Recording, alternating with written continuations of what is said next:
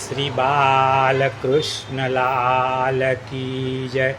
श्री गिरिराज धरण की जय। श्री भागवत भगवान की जय। करारविंदे न पदारविंदे न मुखारविंदे न विनिवेशयन्तं वक्ष्य पत्रस्य ऊते शयानं कालं मुकुन्दं मनसा स्मरामि। श्रीकृष्ण गोविंद हरे मुरारे हे नाथ नारायण वासुदेव। जीवेति वश्वा ऋतमेतदेव गोविन्द दामोदर माधवेति। विक्रेतु कामा किल गोपकन्या मुरारिपादार्पितचित्तवृत्ति। दत्यादिकं मोहवसाद्वोचत् गोविन्द दामोदर माधवेति।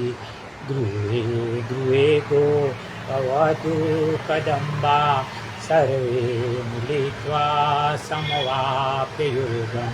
पुण्यानि नामानि पठन्ति नित्यं गोविन्द दामोदर माधवेति।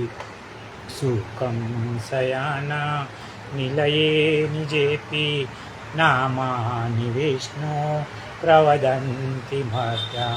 ते निश्चितं तन्मयतां व्रजन्ति गोविन्द दामोदर माधवेति। जिह्वे सदैवं भज सुन्दराणि नामानि कृष्णस्य मनोहराणि। समस्तभक्तार्तिविनाशनानि गोविन्द दामोदर माधवेति। सुखावसाने इदमेव सारं दुःखावसाने इदमेव ज्ञेयं। देहावसाने इदमेव जाप्यं गोविन्द दामोदर माधवेति। श्रीकृष्ण राधा वर गोकुलेश गोपाल गोवर्धननाथ विष्णु। जिह्वेऽपि वश्वा मृतमेतदेव गोविन्द दामोदर माधवेति। गोविन्द दामोदर माधवेति। गोविन्द दामोदर माधवेति।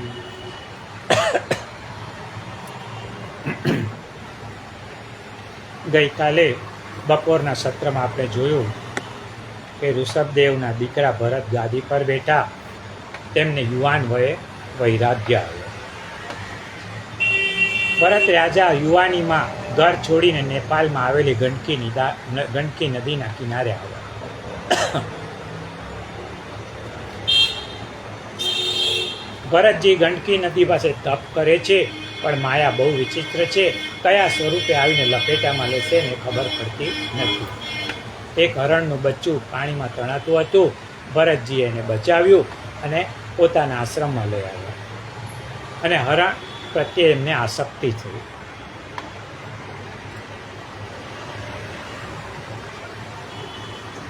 ભગવાને ભરતજી પર કેવી કૃપા કરી કે તે મૃત્યુ પામ્યા ત્યારે તેમની એક આસક્તિ હતી હરણ બાલમાં. તો બીજા જન્મમાં હરણ થયા, અને હરણ બાલ જન્મમાં પણ એમને ભક્તિ આગળની યાદ હતી આગલા જન્મની. પછી પાછા એક પવિત્ર બ્રાહ્મણને ત્યાં જન્મ્યા છે, ત્યાં પણ એમને ભક્તિ આગળની યાદ હતી. પરંતુ આ વખતે ભરત ચેતી ગયા છે, કોઈ સાથે કાંઈ બોલતા નથી. જળની માફક વર્તતા એટલે એમનું નામ પડ્યું જળ ભરત. ભણ્યા નહોતા, મા બાપ ગુજરી ગયા, ભાઈ ભાભીના ભરોસે આવ્યા. ભાઈ ભાભી જે ખવડાવે, જે પીવડાવે, જે જ્યાં સુવડાવે, જ્યાં ખવડાવે એ રીતે તે આરામથી રહેતા. તે સ્થિત પ્રજ્ઞ હતા.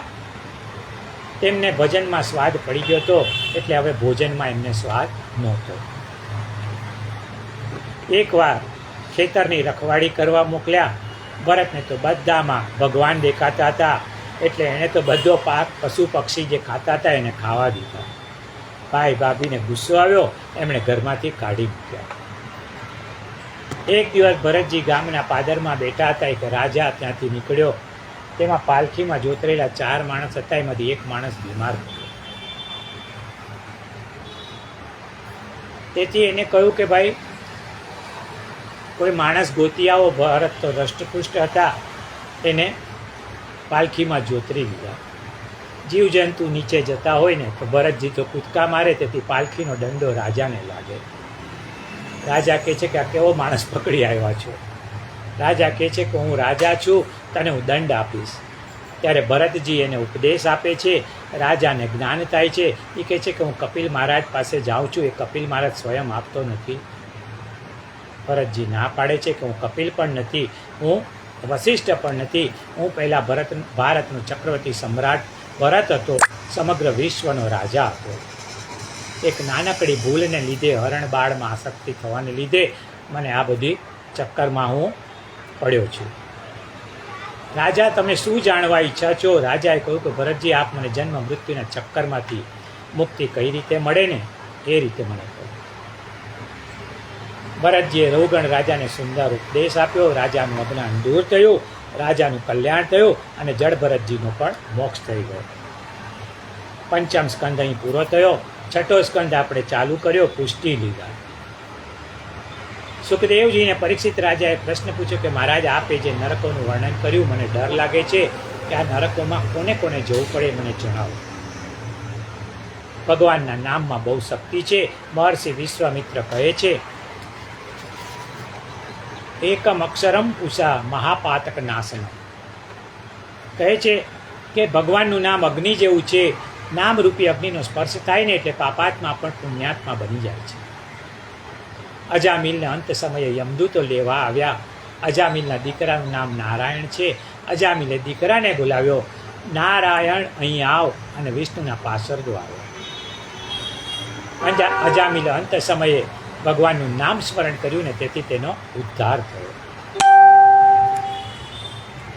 4 જણાને માન આપવું, ગુરુને માન આપવું, વિદ્વાનોને માન આપવું, સમાજની પ્રતિષ્ઠિત વ્યક્તિઓને માન આપવું ને જેના હાથમાં હથિયાર છે ને એને માન આપવું. બ્રાહ્મણ પાસે સૌથી મોટું ઐશ્વર્ય છે. જ્ઞાનનું આખી દુનિયાને જ્ઞાન વહેંચે ને તો પણ બ્રાહ્મણનું જ્ઞાન ખૂટે નહીં. બીજું ઐશ્વર્ય છે આશીર્વાદ. અનેકને આશીર્વાદ આપે ને તો બી આશીર્વાદનો ખજાનો કદી ખૂટે જ નહીં. ત્રીજું ઐશ્વર્ય છે તપનું. બ્રાહ્મણ તપસ્વી હોવો જોઈએ, એનું ઐશ્વર્ય છે. એમાં બ્રાહ્મણોની શોભા છે. બૃહસ્પતિ એ ઇન્દ્રને કહ્યું કે તારી પાસે જે ઐશ્વર્ય છે તો નષ્ટ થનારું છે. આજથી હું તમારો ગુરુ નહીં, તમે બીજા ગુરુ શોધી લો. કારણ બૃહસ્પતિએ ઇન્દ્રને કહ્યું કે તમને તો તમારા ઐશ્વર્યનું અભિમાન છે. હું બ્રાહ્મણ છું, મારી પાસે જે ઐશ્વર્ય છે ને કોઈ પાસે નથી. ઇન્દ્ર નવા ગુરુ શોધવા નીકળ્યા. ત્વષ્ટા પ્રજાપતિના દીકરા વિશ્વરૂપને ઇન્દ્રએ ગુરુ બનાવ્યા. વિશ્વરૂપે પહેલાં તો ના પાડી, પછી વિચાર્યું કે શું કરશું, લઈ લઈએ. પિતા ત્વષ્ટાએ કીધું કે લઈ લે ગોરપદું. વિશ્વરૂપનું મોસાળ અસુરકુળમાં હતું. યજ્ઞ કરતા ને ત્યારે દેવોને ખબર ના પડે એમ યજ્ઞ પ્રસાદ એના મોસાળમાં અસુરોને આપી દેતા. ઇન્દ્રને આ વાતની ખબર પડી. એણે વિશ્વરૂપના 3 મસ્તક કાપી નાખ્યા. વિશ્વરૂપને ઇન્દ્રને મારી નાખવાથી એના પિતાએ ઇન્દ્રને મારનારો પુત્ર મેળવવાની ઈચ્છાથી યજ્ઞ કર્યો. બ્રાહ્મણોએ મંત્ર બોલવામાં ભૂલ કરી. ઇન્દ્રના મરનારને બદલે ઇન્દ્રના હાથે મરાનાર પુત્ર થયો. એનું નામ વત્રાસુર. ભગવાને કહ્યું, વત્રાસુર, હું તારા પર ખૂબ પ્રસન્ન છું. તને મોક્ષ આપું, સ્વર્ગ આપું, શું જોઈએ છે? ત્યારે વત્રાસુર કહે છે કે મારે સ્વર્ગની ઈચ્છા નથી. તો કહે છે કે તને રસાતલનો વૈભવ આપું. તો કે મારે આપના સિવાય કશું જોઈતું નથી. વત્રાસુર સ્તુતિ કરે છે, બહુ સરસ સ્તુતિ કરી છે. એને કહે છે કે પ્રભુ મને મારા કર્મ પ્રમાણે જ્યાં પણ જન્મ આપો ને તો પરિવાર વૈષ્ણવ મળે અને ભક્ત પરિવારમાં જન્મ આપો. ભગવાન વત્રાસુરની સ્તુતિથી પ્રસન્ન થાય છે. સુખદેવજી કહે છે કે રાજન એ પૂર્વજન્મનો યોગભ્રષ્ટ આત્મા હતો. એનું નામ ચિત્રકેતુ હતું. એ રાજા હતો. પાર્વતીજીના શ્રાપથી એ અસુર થયો હતો. ત્યાર પછી દીતિના ગર્ભના ઇન્દ્રએ ટુકડા કર્યા, જે 49 મરુત ગણ કહેવાયા. છઠ્ઠા સ્કંદનું વાકમય પુષ્પ શ્રીજી બાવાના ચરણમાં અર્પણ કરી છઠ્ઠો સ્કંદ સમાપ્ત કર્યો. આ ગઈકાલે આપણે વાંચ્યું. હવે આજે આગળ વાંચીએ. શ્રી કૃષ્ણાય નમઃ. સ્કંદ 7મો, વાસના લીલા. 7મા સ્કંદની લીલાનું નામ વાસના લીલા છે. શ્રી મહાપ્રભુજી ભાગવતાર્થ પ્રકરણમાં 3 પ્રકારની વાસના બતાવે છે: સદવાસના, અસદવાસના અને મિશ્ર વાસના. આપણે બધા વાસનાથી પ્રેરાઈને જ કર્મ કરીએ છીએ. મને મળેલી વસ્તુ મેં લોક કલ્યાણ માટે વાપરી, એ સદવાસના. બીજાની વસ્તુ જૂટવી લેવી એ અસદવાસના. અને મળેલી વસ્તુ વહેંચીને ખાવી, વહેંચીને લેવી એ મિશ્ર વાસના. જુઓ, અગ્નિ દ્વારા યજ્ઞ કાર્ય કર્યું, સદભાવ. રસોઈ બનાવી, મિશ્ર વાસના. અને એ અગ્નિથી કોઈનું ઘર બાળ્યું, એ અસદવાસના. અહીં પ્રહલાદની વાત છે. આ સ્કંદ 7મામાં એ પ્રહલાદ એ સદવાસનાનું પ્રતીક છે. હિરણ્યકશ્યપુ એ અસદવાસનાનું પ્રતીક છે અને લોકો જે છે એ મિશ્ર વાસનાનું પ્રતીક છે. પરીક્ષિત રાજા સુખદેવજીને કહે છે કે ગુરુદેવ, મને લાગે છે કે ભગવાન પક્ષપાતી છે. દેવોનો પક્ષ લઈ અને અસુરોને મારે છે. સુખદેવજીએ કહ્યું કે ના પરીક્ષિત, એવું નથી. ભગવાન હંમેશા ભક્તિ કરનારનો પક્ષ લે છે. દેવ અસુરનો ભક્તિ માર્ગમાં કોઈ ભેદ નથી. ભક્તિ કરનારનો પક્ષ ન લે ને તો ભક્તિ માર્ગ બંધ પડે. ભક્તિ કરનાર અસુરનો પણ ભગવાન પક્ષ લે છે. ભગવાન તો લોકો માટે સમાન છે, પરંતુ લોકો સમાન નથી. ભગવાન તો બધાની સેવા કરવા તૈયાર છે. આકાશ, વાયુ, સૂર્ય, પૃથ્વી, અગ્નિ, જળ, આ બધી ભગવાનની તો વિભૂતિઓ છે. જે ભગવાનનો કે ધર્મનો નિષેધ કરે ને એના માટે પણ આ બધા દૈવી તત્વો સમાન રીતે બધાને મળે છે. એમાં કોઈ ભેદભાવ નથી. પરીક્ષિત, હું જે કથા અત્યારે કહી રહ્યો છું ને, એ કથામાં ભગવાને દેવોનો નહીં પરંતુ એક અસુર બાળકનો પક્ષ લીધો છે. પ્રહલાદ જે છે ને અસુર બાળક છે, હિરણ્યકશ્યપનું સંતાન છે. જેમ કે અગ્નિ બધા માટે સમાન છે, પરંતુ ઠંડી લાગે ને ત્યારે જે એની પાસે જાય ને એને જ ફાયદો થાય. જો દૂર બેસી રહે તો એને ફાયદો થતો નથી. આમ દેવો ભગવાનની પાસે જાય છે, અસુરો જતા નથી. જે અરજી કરે ને એને જ લાભ થાય. એક દિવસ હિરણ્યકશ્યપને દરબાર ભરાયેલો હતો. હિરણ્યાક્ષના મૃતદેહને લઈ આવ્યા. હિરણ્યાક્ષને વરાહે એટલે કે વિષ્ણુ ભગવાનના જ એક અવતારે માર્યો છે. તેથી હિરણ્યકશ્યપે પ્રતિજ્ઞા લીધી કે મારા ભાઈ ને મારનાર વિષ્ણુને હું જ્યાં સુધી નહીં મારું ને ત્યાં સુધી શાંતિથી બેસીશ નહીં. પરંતુ નારાયણ સાથે જો યુદ્ધ કરવું હોય ને તો અમર થવું પડે. હિરણ્યકશ્યપ અમર થવા માટે તપ કરવા મંદરાચલ પર્વત પર આવ્યો. દેવતાઓને થયું કે જો આ અસુર તપમાં સફળ થઈ જશે ને તો દેવતાઓને છોડશે નહીં, બધા દેવતાઓને મારશે. દેવતાઓએ નક્કી કર્યું હિરણ્યકશ્યપને તપમાં સફળ થવા દેવો નહીં. દેવતાઓ પક્ષી બન્યા અને જ્યાં હિરણ્યકશ્યપ તપ કરે છે ને ત્યાં જઈને બોલે છે નારાયણ નારાયણ. હિરણ્યકશ્યપ ઊભો થાય, પક્ષીઓને ઉડાડે, પાછો ફરે, પાછો બેસે, ફરીથી પક્ષી બોલે છે નારાયણ નારાયણ. હિરણ્યકશ્યપને ધ્યાનમાં વિક્ષેપ પડે છે ને થાય છે આ તો મારા દુશ્મનનું નામ લે છે. પરંતુ પક્ષીઓએ તો એનો પીછો છોડ્યો નહીં. હિરણ્યકશ્યપ ઉઠબેસ કરીને આજે થાક્યો. વિચાર કર્યો કે આજે તપમાં વિઘ્ન આવે છે, આવતીકાલે ફરીથી આવીશ, આજે પાછો હું ઘરે જાઉં. હિરણ્યકશ્યપ ઘરે આવ્યો. એની પત્ની ક્યાધુ ને થયું કે કોઈ દિવસ અધવચ્ચેથી પાછા નથી આવતા, આજે કેમ આવ્યા?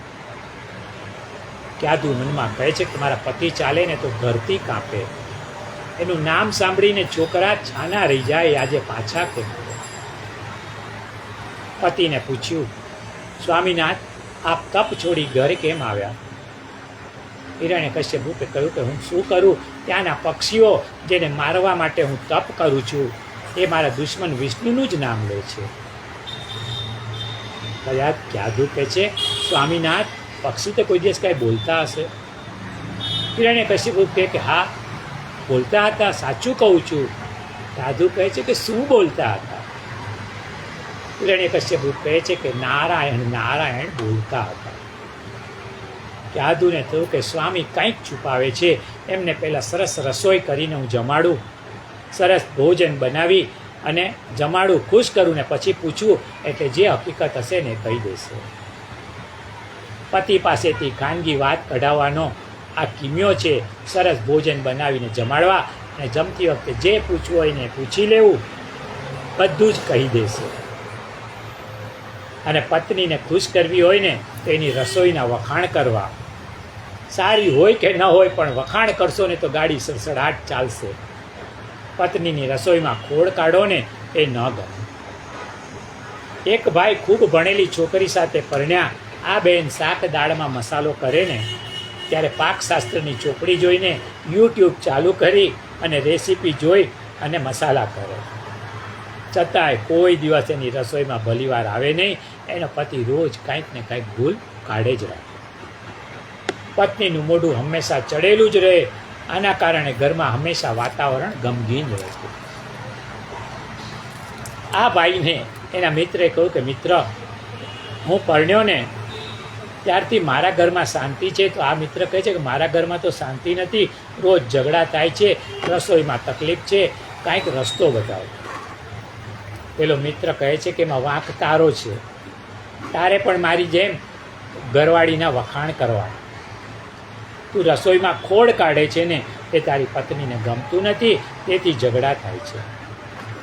શાંતિ જોઈતી હોય તો ભૂલ શોધવાનું બંધ કર, રસોઈના વખાણ કર, ક્યારેય ઝઘડો નહીં થાય. આ ભાઈને વાત મગજમાં બેસી ગઈ. તે બપોરે બીજે દિવસે જમવા બેઠા. દાળની ચમચી મોઢામાં મૂકીને કહ્યું કે ઓહો, શું ફર્સ્ટ ક્લાસ દાળ બનાવી છે. કહેવું પડે ખૂબ સરસ. શાકના પણ વખાણ કર્યા, થાકતો નથી. પણ આ ભાઈ જેમ જેમ રસોઈના વખાણ કરતા જાય ને એમ પત્નીની આંખો લાલ થતી જાય. ભાઈને થયું કે કંઈક રિએક્શન થતું લાગે છે. રસોઈના વખાણથી રાજી થવી જોઈએ, એના બદલે આંખો લાલ કરે છે. ત્યારે પત્નીએ કહ્યું કે બસ કરો હવે, રોજ હું બનાવું છું ત્યારે ભૂલો કાઢો છો. આજે હોટલમાંથી ટિફિન મંગાવ્યું છે ત્યારે વખાણ કરવામાંથી ઊંચા નથી આવતા. ભાઈએ કહ્યું કે અરે રે, મારા ગ્રહ જ વાંકા છે. જિંદગીમાં પહેલી વાર વખાણ કર્યા ત્યારે કહે છે કે આજે હું હોટલમાંથી લાવું છું. આ બાજુ હિરણ્યકશ્યપે વખાણીને ખાધું ને ત્યારે કહેતું ને થયું કે આ પતિદેવ ભગવાનનું નામ તો સીધી રીતે લેતા નથી, એટલે બીજી રીતે એમની પાસે હું નામ લેવડાવું.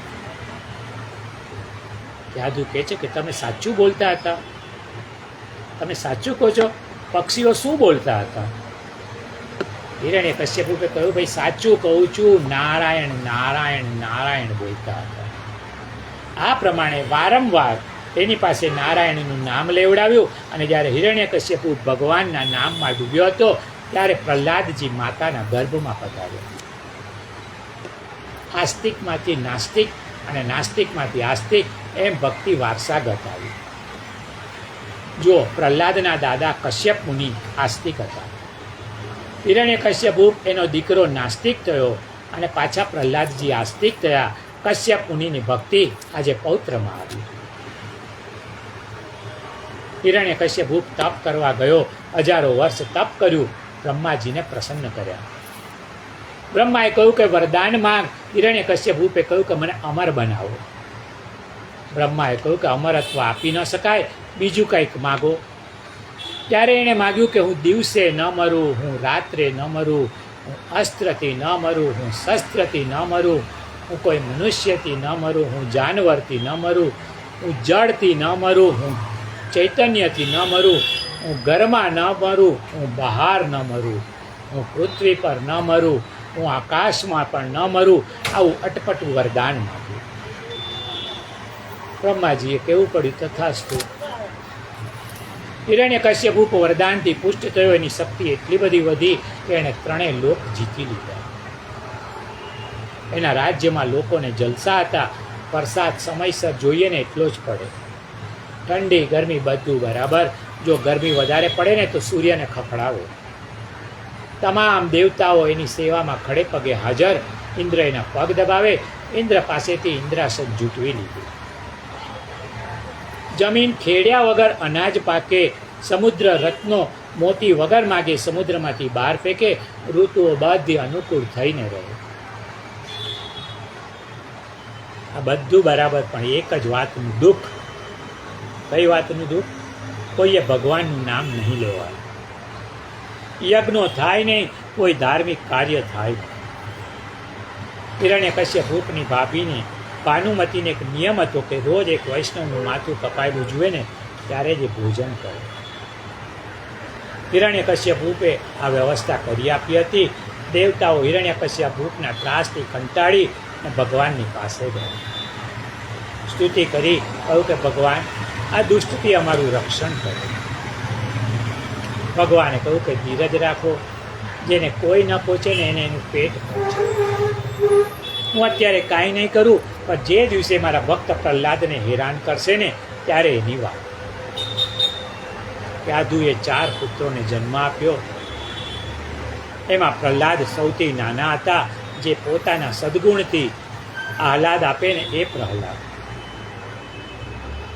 પ્રહલાદજીમાં 32 ગુણો હતા, જેવા કે બ્રાહ્મણોનો આદર કરતા, ચારિત્રશીલ, સત્ય પાલન, જીતેન્દ્રિય, પ્રાણી માત્રના મિત્ર, શ્રેષ્ઠીઓના સેવક, વડીલો પ્રત્યે દીનતા, બરાબરીવાળા સાથે ભાઈ જેવો પ્રેમ, ગુરુને ઈશ્વર માનતા, નિરાભિમાની, સુખ દુઃખમાં સમાન, સહજ શાંત સ્વભાવ વગેરે અનેક ગુણોથી પ્રહલાદજી સંપન્ન હતા. ભાગવતમાં પ્રહલાદજીના ગુણોનું વર્ણન કરતા જે શ્લોકો છે ને એના પર કાશીવાળા શ્રી ગિરધરજી મહારાજે બહુ જ સુંદર ટીકા લખી છે. પ્રહલાદ કેવા હતા? તો કે પ્રેમ લક્ષણા ભક્તિ જ્યારે પ્રગટે ને ત્યારે માણસની ચેષ્ટાઓ પાગલ જેવી થઈ જાય છે. જીવનમાં પરાભક્તિ પ્રગટે ત્યારે વ્યક્તિ કેવો હોય છે? શ્રી ગિરધરલાલજી લખે છે કે પ્રહલાદજીને ક્યારેક ઠાકોરજી ખોળામાં બેસાડે અને જ્યારે એમને નીચા મૂકીને ઠાકોરજી જતા રહે ત્યારે ઠાકોરજીનો વિયોગ સહન ન થતા અને ક્યારેક હસતા હતા. ક્યારેક એ હસતા ક્યારે? તો કે ઠાકોરજી પ્રહલાદજીની પાસે પધારતા, ખોળામાં બેસતા અને પછી ગલી પછી કરતા ને ત્યારે પ્રહલાદ ખૂબ હસતા. લોકોને ભગવાન દેખાય નહીં. એમ લાગે કે પ્રહલાદ એકલો એકલો હસે છે. ભગવાનને જોવાનો અસુરોનો તો અધિકાર નથી. એટલે ભગવાન એમને ન દેખાય અને પ્રહલાદ એકલો હસે છે ને એવું માને. પ્રહલાદ ગાંડો છે, પાગલ છે એવું માને છે. પ્રહલાદ નાચતા ત્યારે લોકો કહેતા કે એકલો એકલો નાચે છે, પાગલ થઈ ગયો છે. શ્રી ગિરધરલાલજી લખે છે કે ઠાકોરજી સાથે મધુમંગલ, શ્રીદામા, સુબલ, મનસુખ આ બધા સખાઓ સાથે આવતા અને પ્રહલાદ સાથે ભગવાન રાસ રમતા. જોનારાને ઠાકોરજી અને એમના સખા ન દેખાય, એકલો પ્રહલાદ જ દેખાય. પ્રહલાદની પુષ્ટિ ભક્તિ સિદ્ધ થઈ હતી અને જ્યારે નિર્ગુણા ભક્તિ સિદ્ધ થાય ને ત્યારે વ્યક્તિની ચેષ્ટાઓ પાગલ જેવી થઈ જાય છે. પ્રહલાદજીને હિરણ્યકશ્યપે શુક્રાચાર્યના 2 પુત્રો સંડ અને અમર્કને એટલે કે સંડામર્કને ત્યાં ભણવા મૂક્યા. પ્રહલાદને તો ગોખ્યા વગર બધું યાદ રહે, કારણ ભગવાનની કૃપા છે. ગુરુ પ્રહલાદને ભણાવે છે કે મિત્રો સાથે એક પ્રકારનો વ્યવહાર કરવો અને શત્રુ સાથે બીજા પ્રકારનો વ્યવહાર કરવો.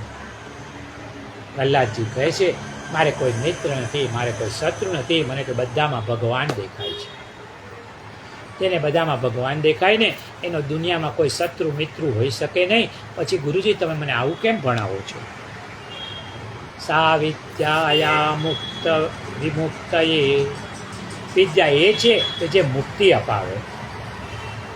તમારા ભણતરમાં આવું તો કશું આવતું જ નથી. એક દિવસ હિરણ્યકશ્યપે પ્રહલાદને ખોળામાં બેસાડીને પૂછ્યું, બેટા તને ગુરુજીએ શું ભણાવ્યું એ તો કહે. પ્રહલાદ કહે છે, શ્રવણમ કીર્તનમ વિષ્ણુ સ્મરણમ પાદસેવનમ અર્ચનમ વંદનમ દાસ્યમ સખ્યમાત્મનિવેદનમ. પિતાજી, મારા નારાયણ પાસે જવાના 9 રસ્તા છે અને 9દા ભક્તિ એ 9 રસ્તા છે. પહેલું, શ્રવણ. ભગવાનનું નામ સાંભળ્યા પછી બીજી ભક્તિ પ્રગટે છે. કીર્તન, ભગવાનને કીર્તન કરીને રીઝવવા. ત્રીજું, સ્મરણ, નામ સ્મરણ કરવું. પાદ સેવનમ, ચાલીને મંદિરે જવું, ભગવાનની ચરણ સેવા કરવી. આજકાલ તો લોકો સ્કૂટર પર જાય, કારમાં જાય, એવું નહીં, ચાલીને મંદિરે જાઓ. અર્ચન, ઠાકોરજી માટે માળા બનાવો, બુહારી કરવી. બુહારી કરવી એટલે કચરો વાળવો ઠાકોરજીના મંદિરમાં. વંદન, અપરાધની ક્ષમા માગો, વારંવાર વંદન કરો. દાસ્ય ભાવ, દીનતાનો ભાવ. ભગવાનથી જુઓ કોઈ મોટું નથી, ભગવાન પાસે દીન થઈને જાઓ, નમ્ર થઈને જાઓ. ક્યારેય ભગવાન પાસે અહંકાર રાખીને ન જવું. સખ્ય ભાવ, ભગવાન સાથે મિત્રતા બાંધવી, ભગવાનને દોસ્ત બનાવવા.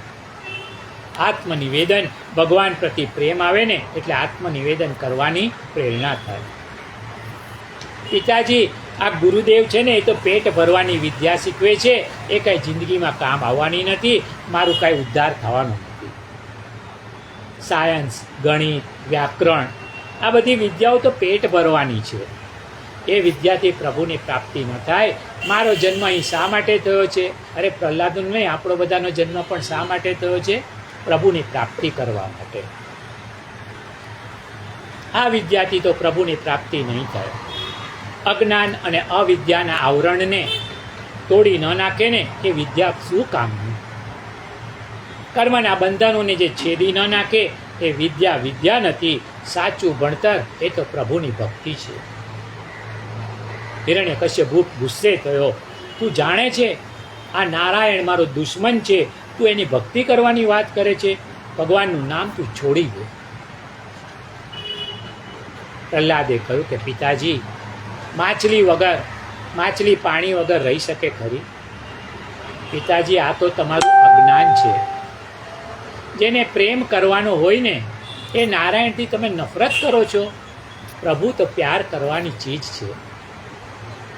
હિરણ્યકશ્યપે કહ્યું કે જો પ્રહલાદ, જોઈ લે, તારા નારાયણે મારા ભાઈને મારી નાખ્યો છે, પછી હું એની નફરત કેમ ન કરું? પ્રહલાદે કહ્યું કે પિતાજી, મારા નારાયણ અપરાધ વગર કોઈને મારતા નથી. જરૂર મારા કાકાનો કોઈ અપરાધ થયો હશે એટલે જ એમને માર્યા હશે. પ્રહલાદને ફરી સંડામર્ક પાસે મોકલ્યા. સંડામર્કને એક દિવસ બહાર જવાનું થયું. પ્રહલાદને આશ્રમ સોંપ્યો. પ્રહલાદ તો છોકરાઓ સાથે રમે છે અને પછી પ્રહલાદે છોકરાઓને ભાગવત ધર્મનો ઉપદેશ આપ્યો. પ્રહલાદ છોકરાઓને કહે છે કે મિત્રો, મનુષ્ય જન્મ દુર્લભ છે, તમે ભક્તિ શરૂ કરો. છોકરાઓએ કહ્યું કે હજી તો અમે બાળક છીએ, ભક્તિની ઉતાવળ શું છે? ગળપણમાં ભક્તિ કરીશું. આવું ઘણા કહેતા હોય છે, પણ ગળપણ છે ને ભક્તિ કરવા માટે નથી, ગળપણ તો ગોદા ખાવા માટે છે. પ્રહલાદે કહ્યું કે મિત્રો, 100 વર્ષના આયુષ્યમાં 50 વર્ષ તો આપણા નિંદ્રામાં જાય. 20 વર્ષ ગળપણના હોય, 20 વર્ષ બાળપણના હોય અને હાથમાં રહ્યા માત્ર 10 વર્ષ. એ 10 વર્ષ તાબા બેબીઓ રમાડવામાં ક્યાં પૂરા થઈ જાય ને એની ખબર પડતી નથી. તેથી ભક્તિ બચપણથી જ શરૂ કરો, રાહ ન જુઓ. ભક્તિનું પહેલું લક્ષણ છે વહેંચીને ખાવું. યુવાનીની ધન્યતા સંયમથી છે, સાહસથી છે. ચોમાસું નદીની યુવાની છે. ચોમાસામાં નદીના પાણીનો સંગ્રહ કરવો તો એ પાણી પછીથી કામ આવે. એમ યુવાની વેડફી કાઢવા માટે નથી. યુવાનોની શક્તિ વેડફાય તો વિનાશ થાય. સાહસિક બની રહો, પુરુષાર્થ કરો. ગળપણ, સમજણ અને સમાધાનથી દીપે. આજે સૌ ઉગતાને પૂજે છે. ગળપણ તો આથમતું સૂર્ય છે. છોકરાઓ આપણું ન માને તો દુઃખ ન માનવું. પ્રહલાદ નાના ભૂલકાઓને સંસ્કાર આપે છે. છોકરાઓ પૂછે છે કે પ્રહલાદ, તારામાં આ બધું જ્ઞાન આવ્યું ક્યાંથી? પ્રહલાદે કહ્યું કે નારદજી મારા ગુરુ છે, મને આ જ્ઞાન નારદે આપ્યું છે. છોકરાઓ કહ્યું કે તું નારદ પાસે વળી ક્યારે ગયો હતો?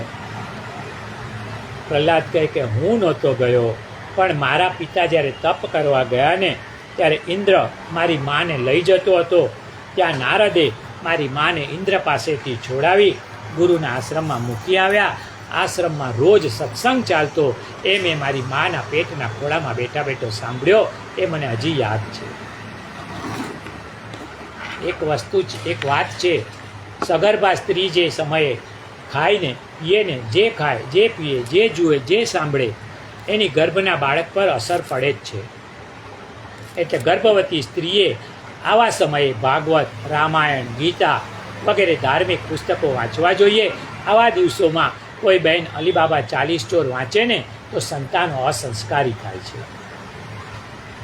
આજે જે બધી આસુરી પ્રજા ઉત્પન્ન થાય છે ને એનું કારણ જ આ છે. પ્રહલાદ કહે છે કે મિત્રો, ચાલો આપણે ભગવાનના નામનું સંકીર્તન કરીએ. અને સૌ ગાય છે, આવો સહુ આનંદ કરો, પાવતી ભજન કરો. દીવો તમે દિલમાં ધરો, પાવતી ભજન કરો. જો બન્યું જોતામાં જશે, ગળપણ આવીને ઘેરાશે. મનની તો મનમાં રહી જશે, પાછળથી પસ્તાવો થશે. પાણી પહેલા પાળ કરો, પાવતી ભજન કરો. આવો સહુ આનંદ કરો, પાવતી ભજન કરો. અહીં પ્રહલાદજી બાળકોની સાથે નાચે છે. ત્યાં સંડામર્ક આવ્યા. એમને આશ્ચર્ય થયું કે અમારો આશ્રમ છે કે મંદિર? સંડામર્ક કહે છે કે આ છોકરાને હું સુધારવા લાવ્યો, પણ એણે તો મારી આખી નિશાળ બગાડી. પ્રહલાદને ઉચકીને હિરણ્યકશ્યપ પાસે લાવ્યા અને કહ્યું કે મહારાજ, આ છોકરાને હું નહીં સુધારી શકું. હિરણ્યકશ્યપે કહ્યું કે પ્રહલાદ, તું કોની શક્તિથી આવું કરે છે? પ્રહલાદે કહ્યું કે પિતાજી, જેની શક્તિથી બ્રહ્મા આ સૃષ્ટિનું સર્જન કરે છે, જેની શક્તિથી વિષ્ણુ આ જગતનું પોષણ કરે છે, અને જેની શક્તિથી શંકર એનો સંહાર કરે છે, પિતાજી, જેની શક્તિથી તમે બોલી રહ્યા છો એ જ પરમાત્માની શક્તિથી હું ભક્તિ કરું છું. હિરણ્યકશ્યપ ડરી ગયો. એને લાગ્યું કે જો હું પ્રહલાદને મારી નહીં નાખું ને તો એ મને મરાવશે. એણે સંડામર્કને કહ્યું કે તમે મંત્ર, તંત્ર, મૂઠ ચોટ કાંઈ જાણો છો? તાંત્રિક વિદ્યા જાણો છો? સંડામર્કે કહ્યું કે હા મહારાજ. હિરણ્યકશ્યપે કહ્યું કે એક કામ કરો, પ્રહલાદને તમે મૂઠ મારીને ખતમ કરો. અને સંડામર્કે પ્રહલાદ ઉપર મૂઠનો પ્રયોગ કર્યો. પરંતુ મૂઠનો નિયમ એ છે કે જેના ઉપર મૂઠ છોડી હોય ને એને ન વાગે ને તો છોડનાર ઉપર મૂઠ પાછી આવે. મૂઠને આવતી જોઈ ને પ્રહલાદ ભગવાનને યાદ કરે છે. રામ રામ કહી બારા ચક્ર સુદર્શન હૈ રખવાળ. ભગવાનનું સુદર્શન ચક્ર આવ્યું ને પ્રહલાદની આસપાસ ગોળ ગોળ ગોળ ગોળ ફરવા લાગ્યું. મૂઠ પાછી ફરી અને જઈને સંડામર્કને વાગી. સંડામર્ક મરી ગયા. પ્રહલાદને થયું કે ગુરુપુત્રનું મૃત્યુ થયું. પ્રહલાદ ભક્ત છે. ભક્તનું હૃદય છે ને ખૂબ દયાળુ હોય. બ્રાહ્મણના દીકરાઓ છે, એમણે સ્વયં તો કશું કર્યું નથી. એણે તો મારા બાપના કહેવાથી આ કામ કર્યું છે. એમનો કોઈ વાંક નથી. જેમણે મને જ્ઞાન આપ્યું ને એને મરવા ન દેવા. પ્રહલાદે સંડામર્કની છાતી પર હાથ મૂક્યો, આકાશ સામે જોયું ને બોલ્યા, હે પ્રભુ, જેણે મને પર્વત પરથી ફેંક્યો, જેણે મને સમુદ્રમાં ફેંક્યો, જેણે મને સાપ વીછીની કોટડીમાં પૂર્યો, જેણે મને અગ્નિમાં નાખ્યો, જેણે મને હાથીઓના પગ પાસે ફેંક્યો, એ બધા પર જો મને દ્વેષ ન હોય ને તો મારા ગુરુપુત્ર જીવતા થઈ જાય. અને સંડામર્ક બંને આળસ મરડી અને ઊભા થઈ ગયા. સંડામર્કે પ્રહલાદને આશીર્વાદ આપ્યા અને કહ્યું કે ચિરંજીવી ભવ, માર્કંડાયુ ભવ. હવે હિરણ્યકશ્યપુ ગભરાયો કે આ છોકરો જાદુગર લાગે છે, કોઈ પણ પ્રકારે મરાતો નથી. પ્રહલાદનો હાથ પકડી અને સભામાં લઈ આવ્યા અને કહ્યું, બોલ, તારા નારાયણ ક્યાં છે? પ્રહલાદે કહ્યું કે પિતાજી, તમારો પ્રશ્ન જ ખોટો છે. મારા નારાયણ ક્યાં નથી. એવી કોઈ જગ્યા નથી કે જ્યાં નારાયણ ન હોય. નારાયણ તો સર્વત્ર છે. હિરણ્યકશ્યપુ કહે છે કે સર્વત્ર છે તો મને કેમ દેખાતા નથી? પ્રહલાદ કહે છે કે આપની આગળ, આંખની આગળ જે અહંકારનો પડદો છે ને, તમે નફરત કરો છો માટે તમને નહીં દેખાય. પ્રેમ કરનારને જ બધે દેખાય. જુઓ, તલમાં તેલ છે પણ ક્યાં દેખાય છે? દૂધમાં ઘી છે પણ ઘી ક્યાં દેખાય છે? હરિવ્યાપક સર્વત્ર સમાના, પ્રેમ તે પ્રગટ હોઈ મેં જાણ.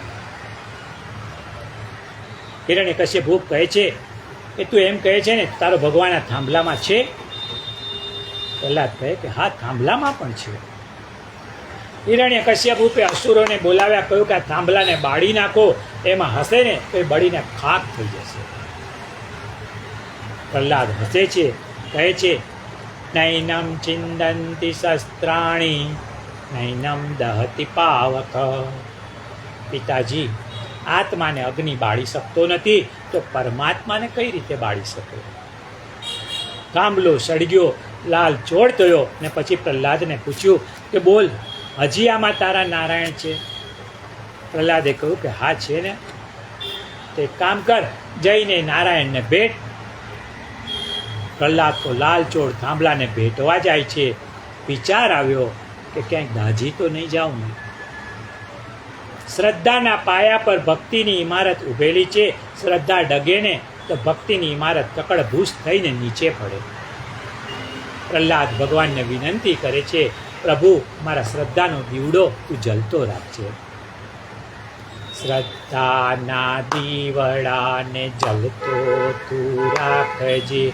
સ્નેહ તણું તેલ એમાં ઉરતો તું રહેજે. જોજે આ જીવનમાં ઝેર પ્રસરાયના, ઝાંખો ઝાંખો દીવો મારો જોજે રે બુઝાયના. નૈયા ઉતારી મેં તો જોજે ડૂબી જાયના, ઝાંખો ઝાંખો દીવો મારો જોજે રે બુઝાયના. પ્રહલાદને ડર લાગે છે કે દાઝી જાઉં તો. પ્રહલાદની શ્રદ્ધાને અવિચળ રાખવા પ્રભુએ કૌતુક કર્યું. એ લાલ ચોળ લોખંડના થાંભલા ઉપર કીડીઓ ફરે છે. પ્રહલાદને થયું, જો કીડીઓ ફરી શકતી હોય તો પછી મને શું વાંધો છે? પ્રહલાદ દોડીને સ્તંભને ભેટ્યા છે. સ્તંભમાંથી ગુડગડાટ ભયંકર અવાજ થયો. શેષ નારાયણ ડોલવા લાગ્યા. અરે, દુનિયાનો પ્રલય તો નથી થયો? બ્રહ્માજી ગભરાઈ ગયા. એમને થયું કે બ્રહ્માંડ તો નથી તૂટતું. લોકો અહીં તહીં નાશ ભાગ કરવા લાગ્યા. એટલામાં તો થાંભલો ચીરાયો. એમાંથી શ્રી નૃસિંહ ભગવાન પ્રગટ થયા. બોલો શ્રી નરસિંહ ભગવાન કી જય. નૃસિંહ ભગવાનનું માથું સિંહનું છે, શરીર મનુષ્યનું છે. પર્વતાના શિખરો જેવી દાઢો છે, અંગારા જેવી લાલ લાલ આંખો છે. માતાના વાળ ઉછળે છે, જાણે આકાશના નક્ષત્રો ધરતી પર તૂટી પડશે. હિરણ્યકશ્યપે નૃસિંહ ભગવાનને જોયા ને ગભરાઈ ગયો. મનમાં સમજી ગયો કે આજે તો મૃત્યુ નક્કી છે. એણે વિચાર્યું કે હું કાયરની જેમ નહીં મરું. તલવાર લઈને નૃસિંહ ભગવાનને મારવા દોડ્યો. ભગવાને જેમ બિલાડી તરાપ મારીને ઉંદરને પકડે ને, એમ અસુરને પકડીને ખોળામાં લીધો અને કહ્યું કે હે દુષ્ટ, હું તને મારીશ. હિરણ્યકશ્યપ કહે છે, નહીં, તમે મને નહીં મારી શકો. મને વરદાન મળેલું છે કે હું દિવસે પણ નહીં મરું, હું રાત્રે પણ નહીં મરું. નૃસિંહ ભગવાન કહે છે કે અત્યારે સાયંકાલનો સમય છે, અત્યારે નથી રાત કે નથી દિવસ. હિરણ્યકશ્યપ કહે છે કે તમે મને નહીં મારી શકો, મને વરદાન છે, હું ધરતી પર બી નહીં મરું, હું આકાશમાં પણ નહીં મરું. ભગવાને કહ્યું, એટલે તો મેં તને મારા ખોળામાં લીધો છે. મારો ખોળો એ ધરતી નથી, તે આકાશ પણ નથી.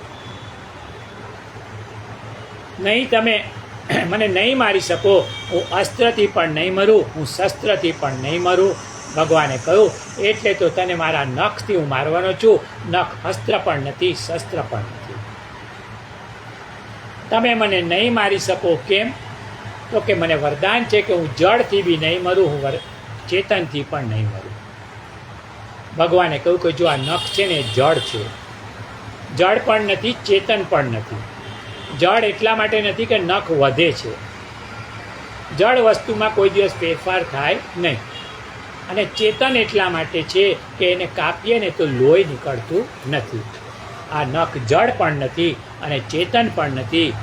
નહીં, તમે મને હજી પણ નહીં મારી શકો, કારણ હું મનુષ્યથી નહીં મરું, હું પશુથી પણ નહીં મરું. ભગવાને કહ્યું કે એટલા માટે તો મેં નૃસિંહ, નર અને સિંહ બંનેનું મિશ્ર રૂપ લીધું છે. હું તને મારીશ. અને ભગવાને કપડાનો વેપારી જેમ તાકાને ચીરે ને એમ હિરણ્યકશ્યપનું પેટ ચીરી નાખ્યું. લોહીના ફુવારા ઉડ્યા. નૃસિંહ ભગવાન પૂરા લોહીથી નવાઈ ગયા.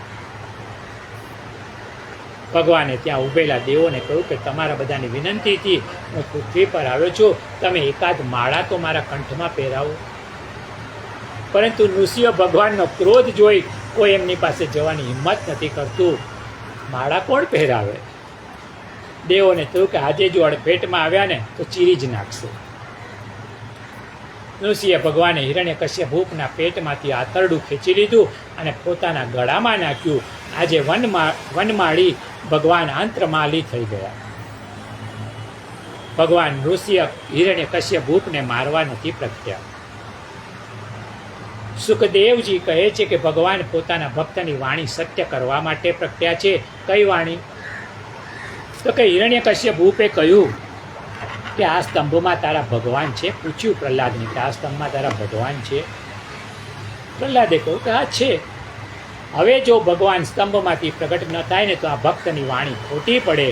અને ભગવાનને કહ્યું કે હું ખોટો પડું તો કોઈ વાંધો નથી, પણ મારા ભક્તની વાણી ખોટી પડવી ન જોઈએ.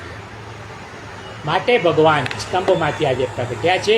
હિરણ્યકશ્યપને મારવા નથી પ્રગટ્યા. ભગવાનના સ્તંભમાંથી પ્રગટ થવાનું બીજું કારણ એ છે કે ભગવાને થાંભલામાંથી પ્રગટી અને દુનિયાને બતાવી આપ્યું છે કે હું વૈકુંઠમાં જ નથી, હું બધે જ છું. તેથી થાંભલામાંથી નીકળ્યો. હું માત્ર ચેતનમાં નથી, હું જળ, ચેતન, ચરાચર બધામાં છું. ભગવાને પોતાની સર્વવ્યાપકતા સિદ્ધ કરી. દેવોએ વિચાર્યું કે ભગવાન ક્રોધમાં છે, એમને શાંત કઈ રીતે કરવા? દેવતાએ ભગવાનની સ્તુતિ કરવાનું વિચાર્યું. નૃસિંહ ભગવાનના પ્રાગટ્ય વખતે 17 પ્રકારના દેવોએ એમની સ્તુતિ કરી છે. બ્રહ્માજીએ ગણપતિને કહ્યું, તમે દેવોમાં સૌથી મોખરે છો, પૂજામાં પ્રથમ નંબર લગાડો છો. આજે ભગવાનની પાસે જઈ ને સ્તુતિ પણ તમે જ શરૂ કરો. ગણપતિ કહે છે, ના હો, એ કામ મારું નહીં. મારું માથું હાથીનું, ભગવાનનું મોઢું સિંહનું. અને હાથી સમજી મારા પર તરાપ મારે તો મારા તો 12 વાગી જાય. અને ગણપતિ ત્યાંથી રવાના થઈ ગયા. નૃસિંહ ભગવાનની પહેલી સ્તુતિ બ્રહ્માજી કરે છે. નૃસિંહ ભગવાનને પ્રગટ થવું પડ્યું બ્રહ્માજીના કારણે. હિરણ્યકશ્યપને વરદાન ન આપ્યું હોત ને તો ભગવાનને પ્રગટ થવાની કોઈ જરૂર નહોતી. અસુરને વરદાન રૂપી દૂધ પાઈ એના ઝેરમાં વધારો કર્યો. વરદાનથી હિરણ્યકશ્યપની દુષ્ટતા વધી છે, એની શક્તિ વધી છે, અને તેથી એને મારવા ભગવાને નૃસિંહનો અવતાર લેવો પડ્યો. બ્રહ્માજી સ્તુતિ કરે છે, હે પ્રભુ, આપ તો સર્વશક્તિમાન છો. આપનું પરાક્રમ વિચિત્ર છે અને આપનું પ્રત્યેક કર્મ પવિત્ર છે. આપ લીલા માત્રથી સૃષ્ટિનું સર્જન અને વિસ્તાર કરો છો. આપને હું નમસ્કાર કરું છું. ભગવાનના દરેક અવતાર વખતે બ્રહ્માજી પહેલી સ્તુતિ કરે છે, કારણ કે બ્રહ્મા આદિકવિ છે. આદિકવિ વાલ્મીકી નથી. બ્રહ્મા આદિકવિ કઈ રીતે? કે જ્યાં જ્યાં પ્રભુનું પ્રાગટ્ય થાય ને દરેક જગ્યાએ પ્રથમ સ્તુતિ બ્રહ્મા કરે છે, તેથી આદિકવિ છે. કવિના કાવ્યોમાં કલ્પના હોય છે, જ્યારે બ્રહ્માની સ્તુતિમાં તો વાસ્તવિકતા હોય છે. બ્રહ્માના કાવ્યોમાં ભગવાનના વર્ણન પ્રમાણે ગુણ હોય છે. મહાદેવજીએ પણ સ્તુતિ કરી. સ્તુતિમાં મહાદેવજી નૃસિંહ ભગવાનનો ક્રોધ જોઈને કહે છે કે પ્રભુ, સૃષ્ટિના પ્રલય વખતે જેવો ક્રોધ કરો છો એવો ક્રોધ આ મચ્છરને મારવા માટે શા માટે કરો છો? ક્રોધ શાંત કરો, મચ્છરને મારવા કાંઈ ગોળીઓ ન છોડાય. અરે હિરણ્યકશ્યપ તો મગતરું છે, એને મારવા આટલો ક્રોધ કરવો યોગ્ય નથી. આપ તો ભક્ત વત્સલ છો. વત્સલ એટલે વાછરડું જન્મે ને ત્યારે ગાય એને ચાટી ચાટીને સાફ કરે. વાછરડું દૂર જાય ને તો ગાયને બેચેની થાય, એની પાછળ પાછળ જાય. એમ ભગવાન ભક્તની પાછળ પાછળ જાય છે અને એના બધા દોષો દૂર કરે છે. અને ભગવાન એના જેવો પોતાના જેવા શુદ્ધ ભક્તને બનાવે છે. ભક્ત દૂર જાય ને તો ભગવાન બેચેન બને છે. કબીરજી કહે છે, મન ऐसो निर्मल भयो जैसो गंगा नीर, पीछे पीछे हरि फिरे कहत कबीर कबीर. ભગવાન ભક્તનું પોષણ અને રક્ષણ કરે છે. ગીતામાં કહ્યું છે, અનન્યાસિતયંતો માં ये जना पर्युपासते तेषा नित्याभियुक्तानां योगक्षेमं वहाम्यहम्. ભક્તિ માર્ગમાં અનન્ય શબ્દ છે ને વારંવાર આવે છે. ભક્તિ માર્ગમાં અનન્યતા અનિવાર્ય છે. ઈષ્ટદેવને છોડીને અન્યની ભક્તિ કરવીને એ વ્યભિચારીણી ભક્તિ કહેવાય. ભક્તિ અવ્યભિચારીણી હોવી જોઈએ. ભગવાન શું કહે છે? મામ એકમ શરણમ વ્રજ, મારા એકલાની શરણમાં આવ. એક સાધે સબ સધે, સબ સાધે સબ જાય. આપણે પંચાયત દેવની પૂજા કરીએ છીએ અને એમાં પણ પૂજા માટે તો એક દેવને મુખ્ય કરવા જ પડે. ભક્તિ એકની કરવી અને માત્ર શ્રી કૃષ્ણની કરવી, કારણ કે શ્રી કૃષ્ણ એ મૂળ છે. ઇન્દ્ર ભગવાનની સ્તુતિ કરે છે, પ્રભુ આ હિરણ્યકશ્યપ રૂપે ચારે બાજુ યજ્ઞો બંધ કરાવી દીધા હતા. ભગવાનનું નામ બંધ કરાવી દીધું હતું.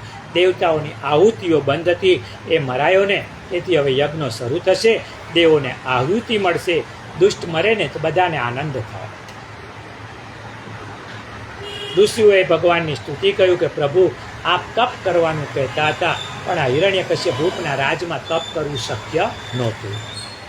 એ વિલાસી હતો, એને માર્યો, એ સારું કર્યું. હવે અમને તપ કરતા કોઈ રોકી શકશે નહીં. પિતૃઓ સ્તુતિ કરે છે, હિરણ્યકશ્યપ દુષ્ટ હતો, અમારા દીકરાઓને શ્રાદ્ધ કરવા નહોતો દેતો. હવે અમારા શ્રાદ્ધ કાર્ય સરસ રીતે થશે. સિદ્ધોએ સ્તુતિ કરી, વિદ્યાધરો અને નાગોએ પણ ભગવાનની સ્તુતિ કરી. નાગ કહે છે કે પ્રભુ આ અસુર એટલો દુષ્ટ હતો કે એણે એની પત્ની માટે દાગીના બનાવવા અમારા માથાનો મણી આંચકી લેતો. અમે મણી વિનાના આંધળા થઈ જતા. એના મરાવાથી અમારો મણી હવે સહી સલામત રહેશે. મનુ મહારાજે પણ ભગવાનની સ્તુતિ કરી. હિન્દુઓનું બંધારણ એ મનુસ્મૃતિ છે. હિરણ્યકશ્યપના શાસનમાં મનુનું બંધારણ ન ચાલે. હિરણ્યકશ્યપ બોલે ને એ જ બંધારણ. પ્રજાપતિઓ સ્તુતિ કરે છે, પ્રભુ આપની આજ્ઞા પ્રમાણે પ્રજા ઉત્પત્તિના કાર્યમાં હિરણ્યકશ્યપ બાધારૂપ હતો. હવે અમે અમારું કાર્ય કરી શકશું. ગંધર્વોએ સ્તુતિ કરી, પ્રભુ આ અસુર છે ને ઉદ્ધત હતો, બહુ માણસોના નિશાસા લેતો, એનો નાશ કર્યો ને એ ઘણું સારું કર્યું. યક્ષો કહે છે કે ભગવાન આ અસુર પાલખીમાં બેસીને ફરવા જાય ને ત્યારે અમારી પાસે પાલખી ઉચકાવતો. ભગવાનના પાર્ષદોએ સ્તુતિ કરી, હે ભગવાન અમે આપની પાસે વૈકુંઠમાં કાયમ રહીએ છીએ, પણ આપનો આવો ક્રોધ અમે ક્યારેય જોયો નથી. પ્રભુ આપ શાંત થઈ જાઓ. આ બધા દેવતાઓની સ્તુતિથી પણ નૃસિંહ ભગવાનનો ક્રોધ શાંત ન થયો, એટલે લક્ષ્મીજી ભગવાનની પાસે આવ્યા. ભગવાનને જેમ જેમ શાંત પડે ને એમ નૃસિંહ ભગવાન ગરમ થતા જાય. ભગવાને ગર્જના કરી, લક્ષ્મીજી મૂર્છિત થઈ ગયા. લક્ષ્મી છે ને બે પ્રકારની હોય, એક દેવી અને એક આસુરી. આસુરી લક્ષ્મી જે હોય ને એ ભગવાનની પાસે જતા ગભરાય. આસુરી લક્ષ્મી ભગવાનના કાર્યમાં નહીં વપરાય, એ તો જલસામાં વપરાય. દૈવી લક્ષ્મી હશે ને તો અવશ્ય સદમાર્ગે વપરાશે, ભગવાનના ચરણમાં જઈ શકશે. છેવટે બ્રહ્માજીએ પ્રહલાદને કહ્યું કે ભગવાન તો તારા માટે પધાર્યા છે, માટે જ્યાં સુધી તું સ્તુતિ નહીં કરે ને ત્યાં સુધી ભગવાન શાંત નહીં થાય. છેવટે પ્રહલાદ ધીમા પગલે ભગવાનની પાસે જાય છે, ભગવાનના ચરણોમાં પડ્યા. ભગવાને પ્રહલાદને 2 હાથથી ઉંચકીને ખોળામાં લીધા. જેમ ગાય એના વાછરડાને વાત્સલ્ય કરે એમ ભગવાન પ્રહલાદને જીભેથી ચાટવા લાગ્યા. નૃસિંહ ભગવાન પ્રહલાદને જોઈને કોમળ બની ગયા. જીભથી ચાટવું ને એ પુષ્ટિ છે. ચાટીને ભગવાને પ્રહલાદને પોતાના અધરામૃતનું દાન કર્યું છે. ભગવાને કહ્યું કે બેટા, મને આવવામાં જરા મોડું થઈ ગયું છે, મને માફ કરજે, તારા પિતાએ તને બહુ દુઃખી કર્યો. પ્રહલાદ કહે છે કે પ્રભુ, મોડું તો મને થયું છે, આપને નહીં, હજારો જન્મથી હું રખડતો રહ્યો, આપની પાસે આવી ન શક્યો, પણ આજે આપ મારી પાસે પધાર્યા છો અને આપ સમયસર પધાર્યા છો. પ્રહલાદે કહ્યું કે પ્રભુ, હું એકવાર આપના પૂજન આરતી કરી લઉં. પ્રહલાદે ભગવાનનું પૂજન આરતી કર્યા. ભગવાન નૃસિંહ અગ્નિ જેવા હતા એ ઠંડા બરફ જેવા થઈ ગયા. પ્રહલાદજી સ્તુતિ કરે છે. આ સત્રને આપણે અહીં વિરામ આપીએ. આવતીકાલે બપોરે 2:45 વાગે 2:45 2 કલાક 45 મિનિટે આ સત્ર આગળ વધારશું. પ્રહલાદની સ્તુતિથી આગળ વધશું. ત્યાં સુધી સર્વને જય શ્રી કૃષ્ણ, જય શ્રી કૃષ્ણ, જય શ્રી કૃષ્ણ.